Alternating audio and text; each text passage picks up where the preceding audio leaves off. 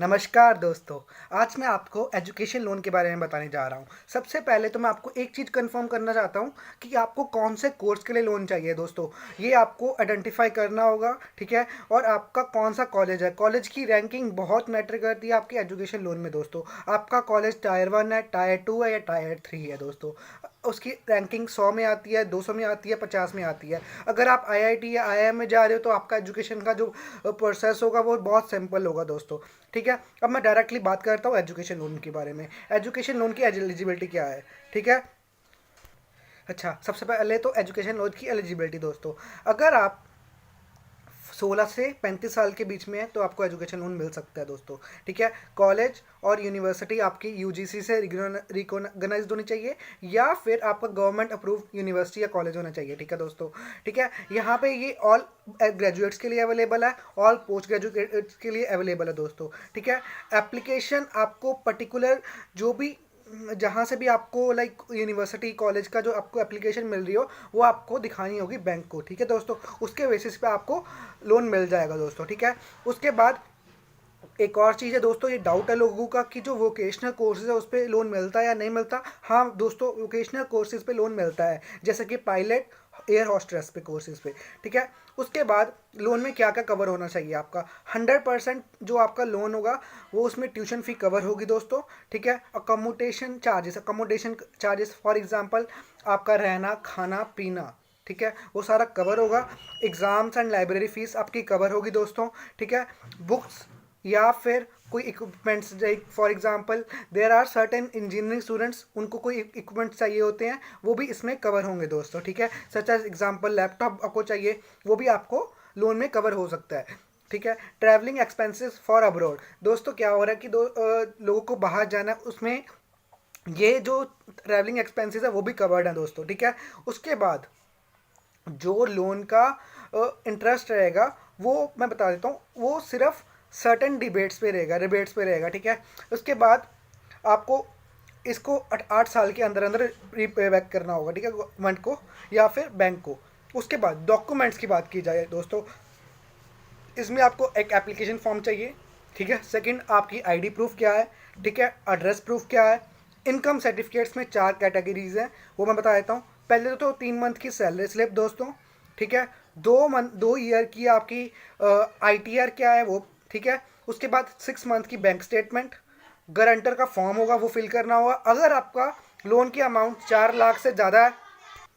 अच्छा दोस्तों, उसके बाद आपको मैं बता देता हूँ जो डॉक्यूमेंट्स थे, 6 मंथ की जो आपकी बैंक की स्टेटमेंट है वो मैटर करती है, ठीक है।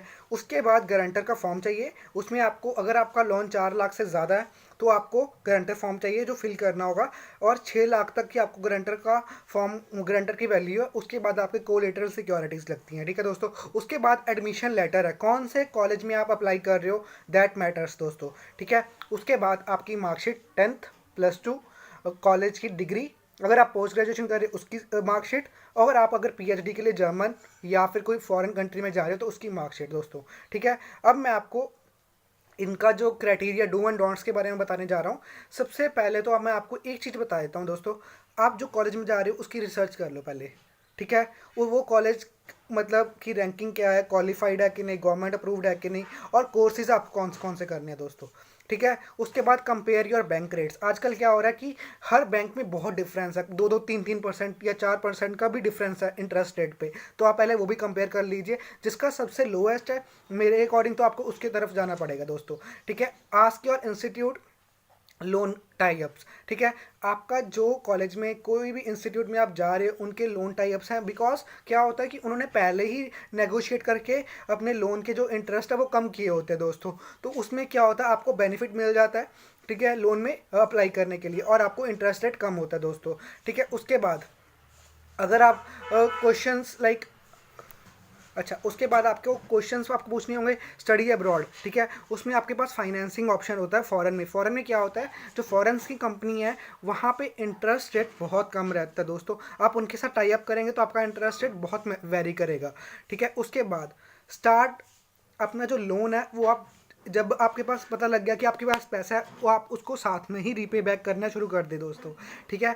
वो आपके लिए बेनिफिट होगा दोस्तों, क्योंकि आप जितनी जल्दी रीपे बैक करोगे उतना आपको इंटरेस्ट कम देना होगा दोस्तों, ठीक है। उसके बाद आपने जब पास आउट हो गए आप जब पास आउट हो गए आपके पास 6 मंथ का टाइम है अपना जो लोन है उसको 6 मंथ के बाद आपको अपनी आपकी ईएमआई स्टार्ट हो जाएगी, अगर आपकी जॉब लगे चाहे ना लगे। बैंक को इससे कोई मतलब नहीं है, बैंक को अपना पैसा वापस चाहिए। अगर बैंक ने आपको दिया है तो वो उसको अपना पैसा वापस मांगेगा दोस्तों।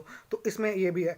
और अगर आपको लोन नहीं मिलता, बाई गॉड ग्रेस आपकी सिबिल ख़राब है, मैंने सिबिल पे वीडियो बनाई है, आप चेक कर सकते हो। अगर बाई गॉड ग्रेस आपका कुछ ख़राब है, आप डिफ़ॉल्टर हो चुके हो, तो आपको अनसिक्योर्ड लोन्स है ये, तो जैसे मानिए अनसिक्योर्ड लोन्स है तो आप सिक्योर्ड लोन की तरफ से चले जाइए। मैंने आप सिक्योर्ड लोन्स पे भी वीडियो बनाई हुई है, आप मेरी चैनल पे जाके चेक कर सकते हैं, या फिर मैं डिस्क्रिप्शन पे लिंक दे दूंगा उसको।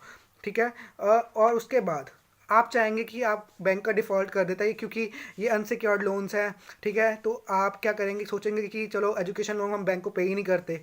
ठीक है, इसमें सबसे बड़ी बात क्या होगी, प्रॉब्लम क्या आ जाएगी, आपकी सिबिल डाउन हो जाएगी दोस्तों, जो कि बहुत बड़ी मतलब इन फ्यूचर क्या होगा, आपको बहुत दिक्कतें आएंगी। कहीं पे भी जाएंगे आपको बैंक आपको डिफ़ॉल्टर मानेगा क्योंकि आपने बैंक की सिबिल ख़राब की है दोस्तों।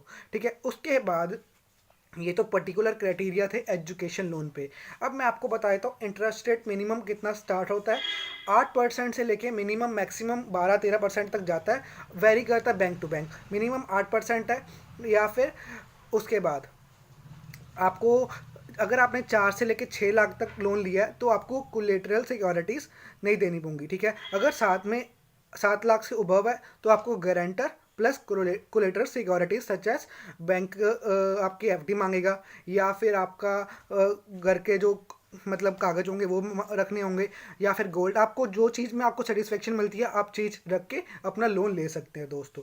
ठीक है, उसका जो रीपेमेंट प्रोसेस रहेगा वो 10 साल रहेगा दोस्तों। 10 साल के बाद आपको अपना जो लोन का रीपेमेंट का प्रोसेस वो स्टार्ट हो जाएगा। ठीक है, 10 साल के अंदर अंदर ही आपको सब कुछ ख़त्म करना होगा। 6 मंथ आपको मैं बताता हूँ टाइम मिलेगा। आपकी जब पढ़ाई ख़त्म हो चुकी है, आपका एजुकेशन ख़त्म हो चुकी है, 6 मंथ्स के बाद आपको अपना लोन वापस करना होगा बैंक को। 6 मंथ तक आपको अपनी जॉब ढूंढनी ही होगी दोस्तों। उसके बाद आपकी पास्ट हिस्ट्री चेक करेंगे। आप जब कॉलेज में चले गए हो उसमें कॉलेज की चेक करिए पास्ट हिस्ट्री कैसी है, उसकी प्लेसमेंट कैसी है, उसका आप चेक करिए कि वो कोई डिफ़ॉल्ट तो नहीं है। कॉलेज क्या हो रहा है कि आजकल कॉलेज में बहुत ज़्यादा भाग रहे हैं। यूपी बिहार में क्या हो रहा है कि मेडिकल बच्चों ने, एमबीबीएस के बच्चों ने क्या कहते हैं कॉलेज में एडमिशन लेते हैं, 1 साल बाद कॉलेज कहता है कि हाँ भाई हाँ वो कॉलेज रजिस्टर्ड ही नहीं है यूजीसी से। आपको उसकी पास्ट हिस्ट्री चेक करनी होगी, कॉलेज कितने साल से चल रहा है, कितने साल से उसकी प्लेसमेंट्स क्या हैं। ठीक है, और उसका बैकअप क्या है कॉलेज का। ठीक है, उसके बाद अगर फॉर एग्जांपल बैंक्स की बात की जाए, मैं आपको बैंक्स बता देता हूँ। एसबीआई लोन प्रोवाइड करता है, 30 लाख तक एसबीआई प्रोवाइड कर देता है लोन वो। और अगर आप फॉरेन में जा रहे हो तो वो 70 लाख तक भी दे देगा दोस्तों। वो आपकी सिविल हिस्ट्री पे डिपेंड करता है, मैंने ऑलरेडी बता दिया। CIBIL history is the major part on your loan. ठीक है, उसके बाद आपको मैंने बता दिया कि आपकी आईटीआर, ठीक है, ऑल बैंक्स रिक्वायर्ड ये लोन प्रोवाइड करती हैं। ठीक है, और आपका इसमें एक और चीज़ बताता हूँ आपको। अगर आपने लोन ले लिया है, ठीक है, और आपको पता लग गया कि आपका बैंक है जो वो आपको मतलब प्रॉपरली गाइड नहीं कर रहा। ठीक है, तो इसमें आप क्या करिए कि आप मतलब आपने लोन लिया थ्रू एजेंट या फिर थ्रू कॉलेज। ठीक है, उसमें आपको ऐसा लग रहा है कि आपको ये लोग गलत गाइड कर रहे हैं, तो आप डायरेक्टली बैंक के पास चले जाइए। उनमें से जो पर्टिकुलर बैंक है, सपोज आईसीआईसी बैंक का आपने लोन लिया है, तो आप डायरेक्टली बैंक के पास जाएं। थर्ड जो बंदा होगा, चाहे वो कॉलेज में होगा आपको लोन दे रहा है, या फिर वो आपको बैंक में आपको आपको थर्ड पार्टी एजेंट बन के लोन दे रहा है, आप ध्यान से लोन लें। क्योंकि आजकल ये फ्रॉड बहुत हो रहे हैं कि लोग थर्ड पार्टी के नाम पे लोन दे रहे हैं, उसमें बोल रहे हैं आपको सर्टेन चार्जेस लगेंगे, वो चार्जेस के पैसे रख लेते हैं, बट आपको लोन का अप्रूवल नहीं मिलता दोस्तों। सबसे पहली बात यही है दोस्तों, ध्यान रखिए। और आपने जो कॉलेज में एडमिशन लेनी है उसकी जो आपकी सैलरी है, उसकी जो फ़ी रहेगी वो आप बैंक को पहले ही सबमिट कर दें। आप उसके लिए एलिजिबल हैं कि नहीं, उतनी अमाउंट के लिए लोन के लिए एलिजिबल हैं कि नहीं, बिकॉज आजकल कॉलेजेस की फ़ीस हाइक हो चुकी है बहुत ज़्यादा as compare to 5 years 4 years back. ठीक है, इसमें आपको ध्यान रखना होगा। और दोस्तों अगर आपको मेरी वीडियो अच्छी लगे तो लाइक सब्सक्राइब और कमेंट ज़रूर करें दोस्तों। ठीक है, और आपको कोई भी डाउट हुआ तो नीचे मैं डिस्क्रिप्शन में अपना टेलीग्राम का चैनल है वो दे दूंगा। ठीक है, अगर आपको कोई भी डाउट है मैं उस पर तुरंत रिप्लाई करूंगा, वो ज्वाइन कर लें। ठीक है, और कोई भी डाउट हुआ निश्चित बिल्कुल बिल्कुल आप मेरे को पूछ सकते हैं, कोई डाउट मत मतलब ये मत सोचिए कि ये यूट्यूबर है, ये आंसर्स नहीं देगा, मैं आपको तुरंत रिप्लाई करूंगा दोस्तों। ओके दोस्तों, बाय। अगर आपको मेरी वीडियो अच्छी लगे तो सब्सक्राइब भी करें और शेयर जरूर करें।